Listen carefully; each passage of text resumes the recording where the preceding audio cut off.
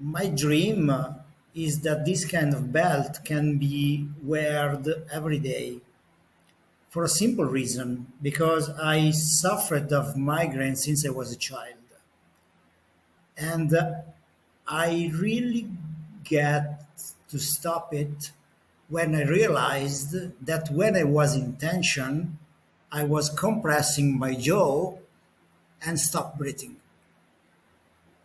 and stopped for hours, breathing in a is not the proper way, and that I had tension here and on the neck, and in some hours will start the migraine.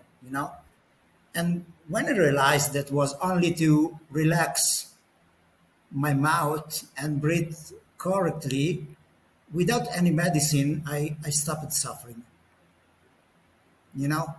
And that's fantastic, I think. So I hope that we can help also with a good revision of this data and of the breathing and of the temperature and the balance to really help people also without the need to use medicine.